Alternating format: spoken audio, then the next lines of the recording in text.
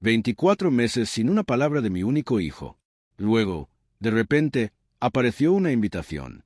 Pensé que la reconciliación finalmente estaba al alcance. Me equivoqué.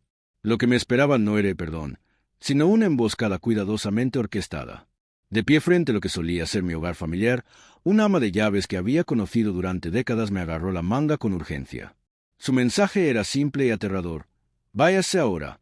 No entré. Algo terrible está esperando dentro. Tomé una decisión en fracciones de segundo de confiar en su advertencia, escondiéndome cerca para observar lo que ocurriría. Antes de continuar con lo que pasó después, me encantaría que pulsaras el botón de suscribirte y dejaras un comentario diciéndome desde dónde estás viendo esto. Las flores en mi mano parecían inusualmente pesadas mientras mi vehículo entraba en la conocida entrada. Esta propiedad, la que había transferido la propiedad 5 años antes, había sido mi orgullo y alegría. Yo había supervisado cada detalle de su construcción. El sol primaveral se reflejaba en las ventanas casi burlonamente, como si la casa misma supiera algo que yo no sabía. 730 días habían pasado desde la última vez que hablé con Brian, mi hijo. Nada más que un silencio ensordecedor, roto 3 días antes por un breve mensaje en mi teléfono. «Padre, deberíamos hablar. Únete a nosotros para una cena este viernes por la noche a las 7. Tu presencia importa». A los 67 años de edad, con 3 décadas y media dedicadas como juez de tribunal de distrito, había presenciado a la humanidad en su peor versión. Criminales, estafadores, manipuladores de todo tipo. Entendía el engaño íntimamente. Sin embargo, cuando tu propia carne y sangre se pone en contacto después de un silencio tan prolongado, la lógica pasa a un segundo plano ante un optimismo desesperado. Como un completo tonto, dejé que la esperanza anulara la experiencia. Me ajusté la corbata que él me había regalado 2 cumpleaños atrás, cuando aún existía conversación entre nosotros, y me acerqué a la entrada. La residencia se erguía magnífica en el barrio histórico. Construcción de ladrillo, paisajismo impecable, fácilmente valorada en 2 millones en el mercado actual. Había transferido esta propiedad a Brian y su esposa Kimberly como regalo de bodas 5 años antes, creyendo que la generosidad fortalecería nuestros lazos familiares. En estos días, yo residía en un pequeño apartamento en el centro. Los padres hacen sacrificios, me dije a mí mismo. Eso es lo que hace la familia.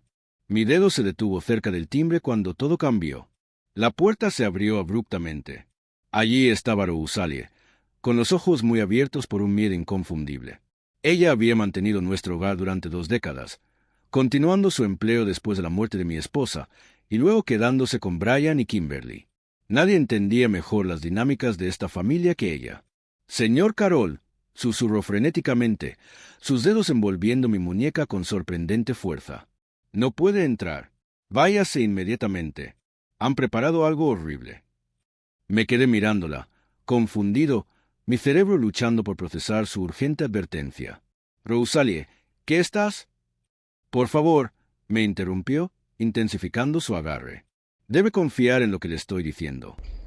35 años interrogando testigos me habían enseñado a distinguir la verdad de la fabricación. El terror en la expresión de Rousalie era genuino, crudo, auténtico, imposible fingir. «¿A dónde debo ir?», pregunté en voz baja. «Esos arbustos altos en la propiedad del vecino. Escóndase allí. Observe lo que pasa. Lo entenderá todo. Por favor, señor Carroll, se lo suplico». Algo en su tono desesperado hizo que tomara la decisión. Me retiré de la puerta, aún sosteniendo esas ridículas flores, y me moví rápidamente a través del césped hacia los setos del vecino.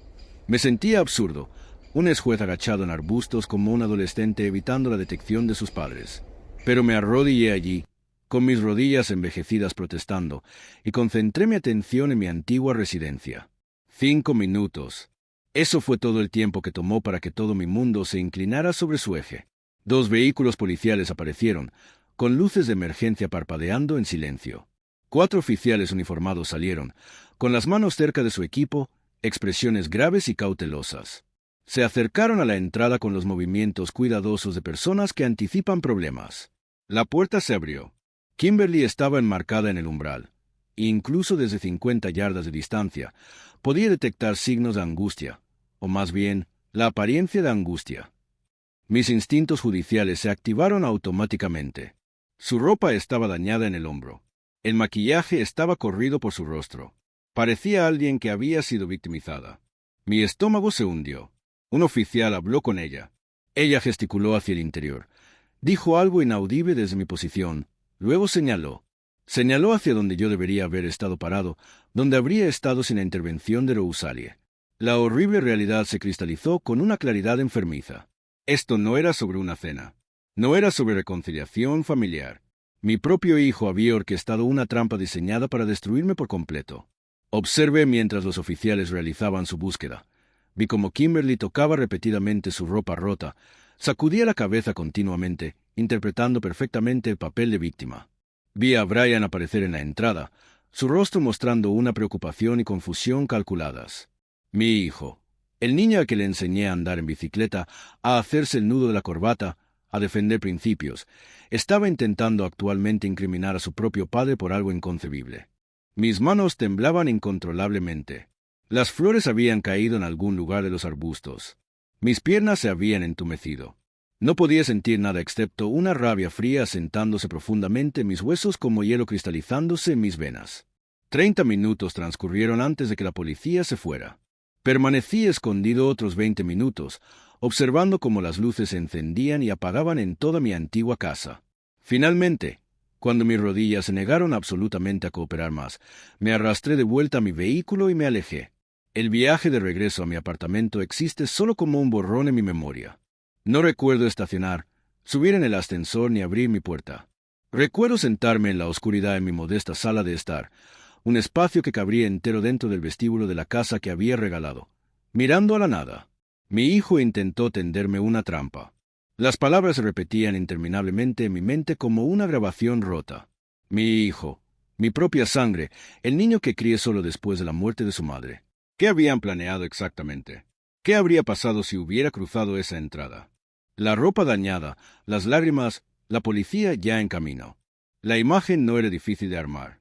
Pretendían acusarme de agresión, acoso, algo suficiente para que me arrestaran, humillaran, destruyeran. ¿Pero por qué? Me senté allí en la oscuridad y sentí que algo dentro de mí se endurecía como acero. 3 décadas y media como juez enseña paciencia. Enseña que la justicia llega lentamente pero inevitablemente. Querían mi destrucción. Tendrían que esforzarse mucho más que con tela rota y lágrimas fabricadas. Yo era Richard Carroll. Había pasado 35 años observando a criminales intentar burlar al sistema legal. Conocía cada laguna, cada precedente, cada método que la ley proporciona para proteger a los inocentes o castigar a los culpables. Y mi hijo y su esposa acababan de cometer un error catastrófico. No dormí esa noche. Permanecí en el único sillón de mi apartamento observando las luces de la ciudad parpadear a través de mi ventana, contemplando todos los momentos que había pasado por alto, todas las señales de advertencia que había ignorado porque desesperadamente quería creer en mi hijo. 5 años antes, la boda de Brian había sido la ocasión más feliz desde la muerte de mi esposa. Lo había acompañado al altar. Su madre ausente, yo cumplía ambos roles parentales, y solo había visto alegría en sus ojos entonces. Kimberly había parecido ideal. Hermosa, educada, encantadora. Una analista financiera con inteligencia y presentación impecable. Recordaba vívidamente la cena de ensayo. Padre, había dicho Brian, apartándome. Kimberly y yo lo hemos discutido. Queremos que sientas que esta casa sigue siendo tuya. Tú la construiste con mamá. Nunca olvidaremos ese sacrificio. Me había emocionado. Vergonzoso para alguien que se enorgullecía de su compostura. Hijo, esta casa te pertenece ahora. Construye tu vida aquí. Construye tu familia aquí. Ese es mi único deseo. Kimberly me había abrazado esa noche. Eres el padre que nunca tuve. Richard, había susurrado. Prometo cuidar de Brian. Nos cuidaremos mutuamente. Palabras hermosas. Veneno envuelto en seda. La primera señal de advertencia apareció 6 meses después de la boda. Acción de Gracias. Siempre había organizado Acción de Gracias. Tradición, la festividad favorita de mi esposa. Ese año, Brian llamó explicando que celebrarían con la familia de Kimberly. ¿Lo entiendes, verdad, padre? Necesitamos equilibrar el tiempo justamente. Justo. Asentí durante esa conversación telefónica. Dije, por supuesto, lo entiendo. Pasé el día solo con un pollo asado y una película terrible. Llegó Navidad. Oh, padre, lo siento mucho. Kimberly pensó que te había dicho que haríamos Nochebuena en casa de sus padres este año. Debió haber un malentendido. ¿Malentendido? Claro. Luego vinieron las peticiones financieras. Pequeñas al principio. Padre, estamos renovando la cocina. ¿Podrías ayudarnos? Solo 5,000. Ayudé. Por supuesto que ayudé. El automóvil se averió. Necesitamos uno nuevo. El pago inicial nos está abrumando. Los impuestos de la propiedad excedieron las expectativas. Hay esta oportunidad de inversión. Ahí fue donde todo cambió. La oportunidad de inversión. Brian había visitado mi apartamento, mi pequeño deprimente apartamento que le hacía arrugar la nariz al entrar, y se sentó frente a mí con documentos, proyecciones y promesas. Es un retorno garantizado. Padre, la firma de Kimberly está participando. Estamos hablando de retornos que podrían duplicar nuestra inversión en 2 años. Pero necesitamos capital. Necesito que inviertas tu fondo de pensión. Examiné los papeles. Examiné a mi hijo. Vi algo en sus ojos que nunca había visto antes. Desesperación mezclada con algo más duro. Codicia tal vez, o miedo. Hijo, esto representa mi retiro. Todo lo que poseo. Exacto. ¿No quieres que crezca? ¿No confías en mí? Ahí fue cuando Kimberly apareció en mi puerta. No me había dado cuenta de que lo había acompañado, que había estado esperando en su vehículo. Richard, dijo, su voz dulce como miel pero afilada como navaja. Entiendo tu cautela, pero Brian es tu hijo. Te está pidiendo ayuda. ¿No crees en él? Sentí que la trampa se cerraba incluso entonces, pero intenté esquivarla con gracia. No se trata de creer. Se trata de ser inteligente con las finanzas. He trabajado demasiado duro. ¿Has trabajado demasiado duro? La voz de Kimberly se volvió gélida. Brian también trabaja duro. Pero supongo que eso no te importa. Supongo que el éxito de tu hijo no importa tanto como tus preciados ahorros. La discusión escaló rápidamente. Brian me llamó egoísta. Kimberly me llamó controlador. Dijo que intentaba mantener a Brian dependiente, tratando de mantenerlo pequeño. Me defendí mal, lo admito, y se fueron. Llamé a Brian al día siguiente para disculparme. Dejé 3 mensajes de voz. Envié textos. Nada. 2 semanas después, conduje hasta la casa. Kimberly respondió. Brian no quiere verte actualmente, Richard. Lo heriste profundamente. Necesita espacio. Espacio. 2 años de espacio. Sentado en mi oscuro apartamento después de la casi catástrofe en la casa, finalmente entendí por completo. No había sido sobre la inversión en absoluto. Había sido una prueba. Cuando fallé su prueba, cuando me negué a entregar mis ahorros de toda la vida, me convertí en un problema, un obstáculo, y ahora querían eliminar ese obstáculo permanentemente. Pensé en Brian de niño, 8 años, aprendiendo a andar en bicicleta sin ruedas de entrenamiento. Se había caído, se raspó la rodilla hasta sangrar y yo limpié la herida mientras él lloraba. Padre, no puedo hacerlo. Había sollozado. Si puedes, le dije, te levantas de nuevo. Lo intentas otra vez. Eso es lo que hacemos. Se levantó de nuevo. Aprendió a andar. Ese niño había desaparecido. En su lugar estaba un hombre que no reconocía. Un hombre controlado por una mujer que veía a las personas como activos para aprovechar o pasivos para eliminar. La rabia que había sentido en la casa regresó, pero más fría ahora, calculada. Había pasado 35 años en salas de tribunal observando a malas personas hacer cosas malas y enfrentar consecuencias. Sabía cómo funcionaba esto. Conocía el sistema por dentro y por fuera. Pensaban que yo era solo un viejo solitario, fácilmente manipulable o fácilmente destruible. Se equivocaban. Me puse de pie, encendí la luz y encontré mi teléfono. Tenía llamadas que hacer, planes que desarrollar, evidencia que reunir. Rosalie me había salvado esa noche, pero necesitaba saber qué habían planeado, qué esperaban lograr, y luego necesitaba asegurarme de que enfrentaran todas las consecuencias que la ley permitiría. Porque yo era Richard Carroll, es juez de tribunal de distrito, y estaba a punto de enseñarle a mi hijo una lección que debería haber aprendido cuando tenía 8 años. Las acciones tienen consecuencias, y no puedes destruir a las personas sin responder por ello. El juego había comenzado, y esta vez yo pretendía ganar. Miré el número de Rosalie en mi teléfono durante 10 minutos antes de llamar. El sol de la mañana se filtraba a través de las persianas de mi apartamento, proyectando sombras como barras de prisión sobre mi mesa de café. Apropiado, en realidad. Casi había caminado hacia una jaula hecha por mi propio hijo. Ella respondió inmediatamente. «Señor Carroll». Mi voz salió más ronca de lo previsto. «Rosalie, necesito saber que escuchaste». «¿Todo?» Hubo una pausa. Escuché su respiración. Escuché el clic de una puerta cerrándose. Estaba buscando privacidad. Mujer inteligente. Estaban en el estudio. Comenzó en voz baja. La noche antes de que te enviaran ese texto. Yo estaba limpiando el pasillo de arriba y sus voces se oían. La señora Kimberly estaba emocionada. Dijo, «Una vez que obtengamos la orden de alejamiento, el resto será fácil». Mi mano se apretó alrededor del teléfono. «Continúa». El señor Bryan preguntó, «¿Y si no aparece?» Y ella se rió. «Señor Carroll», dijo, «aparecerá. Está desesperado por ver a su precioso hijo. Los viejos son tan predecibles». La voz de Rosalie se quebró. Luego explicó el plan. «Te acusarían de atacarla, de comportamiento inapropiado. La policía ya estaba en espera. Ella los había llamado antes de que llegara siquiera. Dijo que temía por su seguridad porque habías estado enviando mensajes amenazantes». No había enviado un solo mensaje. La invitación por texto había venido del teléfono de Bryan al mío. Solo de ida. Una vez que te arrestaran, continuó Rosalie, planeaban peticionar una evaluación psicológica. Pintarte como inestable, peligroso. Luego tutela, control de tus finanzas, tu pensión, todo. El café en mi estómago se convirtió en ácido. Querían que me declararan incompetente. «Sí, señor. La señora Kimberly dijo que te cuidarían en una instalación en algún lugar y que finalmente tendrían lo que merecían». ¿Lo que merecían? La casa no había sido suficiente. Querían todo.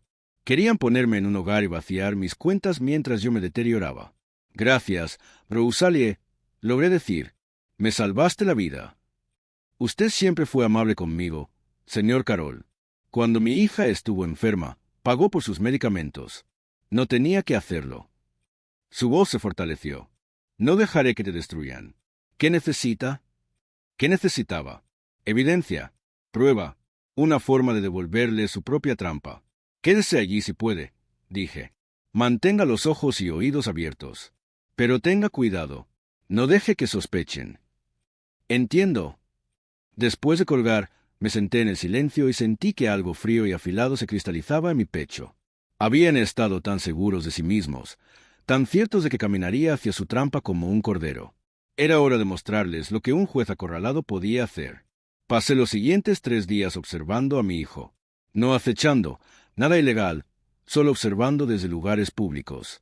Una cafetería frente al edificio de su oficina, un banco en el parque cerca del restaurante donde almorzaba, el estacionamiento del gimnasio que Kimberly frecuentaba. Me sentía como un detective en vigilancia, excepto que el criminal que seguía una vez me llamó papá y lloró en mis brazos después de pesadillas. El martes por la tarde, observé a Bryan encontrarse con alguien en una cafetería del centro. Un abogado. Por su apariencia, traje caro, maletín de cuero, ese aire particular de simpatía practicada que cultivan los abogados. Se sentaron en un reservado en la esquina, y yo me posicioné cerca de la ventana con un periódico y gafas de lectura. Bryan se veía terrible. Su corbata estaba torcida, su cabello desordenado. Seguía pasándose las manos por él, empeorándolo. El abogado hablaba en tonos bajos, deslizando documentos sobre la mesa. Las manos de Bryan temblaban mientras los firmaba. ¿Qué estaban preparando? ¿Una solicitud de orden de alejamiento? Probablemente. Evidencia de mi supuesta inestabilidad. Testigos de carácter, tal vez. Personas que Kimberly habría entrenado para describirme como agresivo, impredecible, senil. El abogado se fue primero. Bryan se quedó, mirando su taza de café como si pudiera contener respuestas. Por un momento, vi al niño que había sido, inseguro, buscando guía. Luego llegó Kimberly. La transformación fue instantánea. Bryan se enderezó, puso una sonrisa que no llegaba a sus ojos. Kimberly se deslizó en el reservado junto a él. No frente a él, junto a él, y colocó su mano en su brazo. Posesiva, controladora. Observe su interacción con la misma atención que le había dado a innumerables testimonios de testigos. Kimberly hablaba la mayor parte, sus labios moviéndose rápidamente, su mano libre gesticulando con fuerza. Bryan asentía, asentía, asentía. Cuando intentaba hablar, Ella lo cortaba con un toque, una mirada, una palabra que no podía oír pero podía ver el efecto. Era un títere. Mi hijo se había convertido en una marioneta, y Kimberly sostenía todas las cuerdas. Discutieron algo intensamente. Plan B. Tal vez, como había mencionado Rosalie. ¿Qué pasa si el padre sobrevive? Leí los labios lo que pude. Dinero, abogado, seguro, instalación. Cada palabra era un clavo en el ataúd que estaban construyendo para mí. La confianza de Kimberly era impactante. Se sentaba con postura perfecta, su expresión calmada, casi serena. Creía que ya había ganado. ¿Por qué no lo creería? Había aislado a Brian de su padre, lo había manipulado para que exigiera dinero, convirtió ese rechazo en 2 años de silencio y ahora orquestaba un esquema para destruirme por completo. Un sociópata de manual, en realidad. Había visto suficientes en mi sala de tribunal. Brian, sin embargo, Brian parecía atormentado. Sus ojos se movían por la cafetería, nunca se detenían. Su mandíbula estaba tan apretada que podía ver el músculo saltando desde el otro lado de la sala. Cuando Kimberly tocó su mano, él se estremeció ligeramente antes de obligarse a relajarse. Tenía miedo, no de mí, de ella, o tal vez de sí mismo, de en que se había convertido. Sentí un destello de lástima, rápidamente extinguido. Había hecho sus elecciones. Me había elegido a ella sobre mí. La codicia sobre la integridad.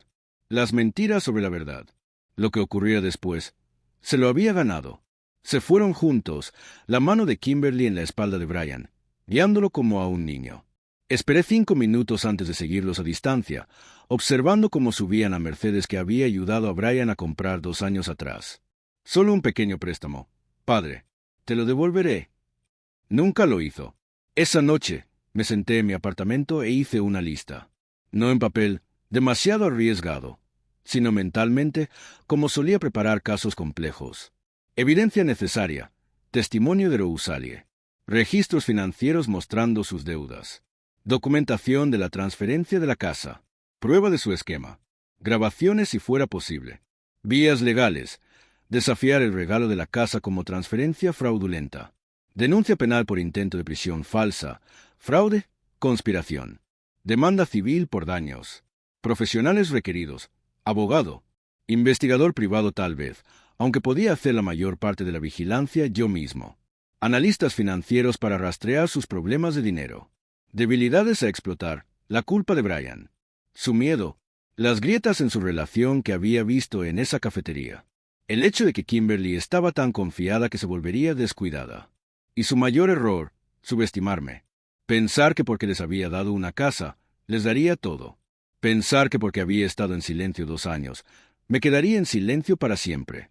Pensaban que era solo un viejo solitario desvaneciéndose en un triste apartamento. Olvidaron que había pasado 35 años destruyendo a personas que subestimaban la ley. La oficina de Gerald Morrison no había cambiado en los 15 años desde la última vez que estuve allí. Mismo panelado de madera oscura, mismos sillones de cuero, misma vista del horizonte del centro de Houston. Nos habíamos cruzado en el tribunal docenas de veces, él defendiendo, yo presidiendo, y habíamos mantenido el tipo de respeto profesional que surge de oponentes dignos. Richard se levantó cuando su secretaria me acompañó, extendiendo su mano. Ha pasado tiempo. Escuché que te retiraste hace 3 años. Le estreché la mano y me senté sin preámbulos. Gerald, necesito tu ayuda y necesito que entiendas que lo que voy a contarte es tanto personal como urgente. Su expresión cambió a tensión alerta. Bien. Siempre había apreciado su capacidad para concentrarse. Lo expuse de manera limpia, cronológicamente, como presentaría evidencia en el tribunal. El regalo de la casa hace 5 años, el aislamiento gradual, las demandas de dinero, los 2 años de silencio, la invitación a cenar, la advertencia de Rosalie, la trampa policial que evité por poco, la conversación escuchada sobre tutela y control financiero. Gerald escuchó sin interrumpir, tomando notas con su letra precisa. Cuando terminé, se recostó y me estudió. Eso es intento de fraude como mínimo, dijo lentamente. Posiblemente conspiración, prisión falsa si hubieran logrado arrestarte con cargos falsos. Y el ángulo de la tutela, eso es explotación calculada y premeditada. Golpeó su pluma contra su bloc de notas. Pero probarlo será desafiante. Lo sé. Por eso necesito tu experiencia. Asintió. El regalo de la casa. Eso es interesante. En Texas, podemos desafiar transferencias hechas con intención fraudulenta. Si puedes probar que planearon explotarte desde el principio o que hubo influencia indebida, podríamos anular la transferencia por completo. Ya estaban endeudados cuando se casaron, dije. No lo sabía en ese momento, pero ahora puedo obtener esos registros. Eso ayuda a establecer el motivo. Gerald tomó más notas. ¿Qué hay del incidente reciente? ¿Alguna evidencia? El testimonio de Rousalie. Está dispuesta a declarar. La palabra de la ama de llaves contra la de ellos. Frunció el ceño. Es algo, pero necesitamos más. ¿Puedo obtener grabaciones? Legalmente, Texas es un estado de consentimiento de una parte para grabaciones. Si ella está presente durante las conversaciones y consiente en grabarlas, es admisible. Dado que técnicamente sigue siendo el propietario legal de la casa hasta que un tribunal diga lo contrario, podrías autorizarla como tu agente. Sentí que una sonrisa tiraba de mis labios. Mi primera sonrisa real en días. Eso es elegante. Esa es la ley. Gerald se inclinó hacia adelante. Richard, necesito ser claro sobre algo. Esto se pondrá feo. Ellos contraatacarán. Probablemente te acusen de acoso, de abusar de tus conexiones judiciales, de ser un viejo amargado que no puede soltar. La prensa podría involucrarse. Tu reputación podría sufrir golpes. Mi reputación, casi me reí. Gerald, intentaron que me arrestaran con cargos falsos para poder robar mi pensión y almacenarme en una instalación en algún lugar. Creo que mi reputación puede soportar una pelea legal. Punto justo. Me estudió por un largo momento. Entiendes que esto no se trata de venganza, legalmente hablando. Se trata de proteger tus derechos y hacerlos responsables por conspiración criminal. Por supuesto. Lo miré a los ojos. La venganza sería mezquina. La justicia, por otro lado, es lo que he perseguido toda mi carrera. Necesitaré un anticipo. Este tipo de caso. El dinero no es problema. He vivido modestamente 3 años. Ahorré la mayor parte de mi pensión. Quiero el mejor resultado posible dentro de los límites de la ley. Quiero que enfrenten todas las consecuencias que sus acciones han ganado. La expresión de Gerald cambió a algo que podría haber sido aprobación. Entonces construyamos un caso que haría orgullosa a tu antigua sala de tribunal. Durante las siguientes 2 semanas, me familiaricé íntimamente con la maquinaria de investigación que solo había observado desde el estrado.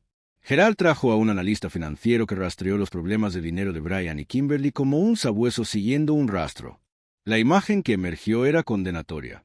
Kimberly había entrado a matrimonio con $87,000 en deuda. Tarjetas de crédito, préstamos personales, una sentencia de un arrendador anterior en California. Brian había estado solvente entonces, pero el gasto comenzó inmediatamente. La renovación de la cocina que yo financié había costado el doble de lo que reclamaron, la diferencia yendo a pagar las deudas de Kimberly. El préstamo del auto, los impuestos de la propiedad, todos inflados, todas excusas para extraer dinero. Luego vino el gran esquema de inversión que rechacé. Habían intentado con 3 otras fuentes: el tío de Brian, los padres de Kimberly, un socio comercial de Brian. Rechazados por todos. El patrón de rechazo sugería que no había sido su único objetivo. «Están desesperados», dijo Gerald, extendiendo los registros financieros sobre su escritorio. Entre los pagos mínimos de tarjetas de crédito, la hipoteca de la casa y los préstamos de autos, apenas se mantienen a flote.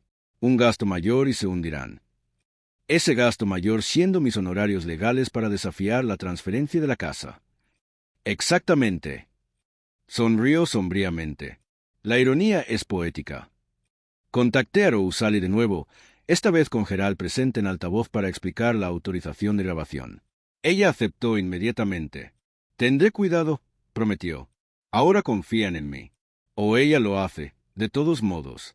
La señora Kimberly habla libremente a mi alrededor, como si yo fuera un mueble. Ese es su error, dije. Las personas que tratan a los demás como muebles olvidan que los muebles tienen oídos. 3 días después, Rousalie llamó con archivos de audio. Su voz temblaba mientras explicaba lo que había capturado. Kimberly y Brian discutiendo sus planes de respaldo si de alguna manera había escapado de la trampa.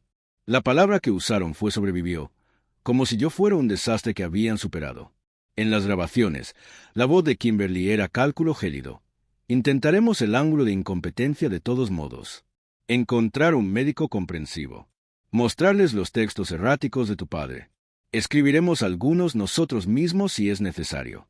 Los viejos olvidan cosas, ¿verdad? Solo necesitamos suficiente para meter un pie en la puerta de los procedimientos de tutela. La voz de Brian, hesitante. No sé si puedo hacer eso. Él luchará. Kimberly, cortante. Tiene 67 años y vive en un apartamento cutre. ¿Con qué va a luchar? Eres su única familia, Brian. El tribunal se pondrá de nuestro lado. Escuché esas grabaciones 3 veces, memorizando cada inflexión. La crueldad casual, el cálculo, la absoluta certeza de que ganarían. Habían olvidado algo crucial. Había pasado 35 años aprendiendo exactamente cómo funcionaba el sistema, cómo construir casos, cómo anticipar estrategias de oposición. Habían traído un cuchillo a una pelea en un tribunal. Gerald presentó los documentos iniciales un viernes por la tarde. Petición para anular la transferencia de la casa basada en inducción fraudulenta. Evidencia de explotación financiera. Solicitud de daños compensatorios. Simultáneamente, presentamos una denuncia penal ante el Departamento de Policía de Houston. Intento de fraude, conspiración para presentar cargos falsos, posible abuso a personas mayores. Mientras firmaba los documentos, sentí esa vieja emoción de un caso uniéndose. Piezas encajando en perfecta alineación legal. 40 años juzgando criminales. Ahora tendría que probar que mi propio hijo era uno. Los documentos serían entregados el lunes por la mañana. Podía imaginar sus caras cuando el notificador tocara la puerta de mi casa. Les mostraría lo que significaba sobrevivir. Si disfrutaste esta historia, por favor dale like al vídeo, suscríbete al canal y comparte tus pensamientos en los comentarios abajo. Para escuchar otra historia, haz clic en el vídeo sugerido. Gracias por ver.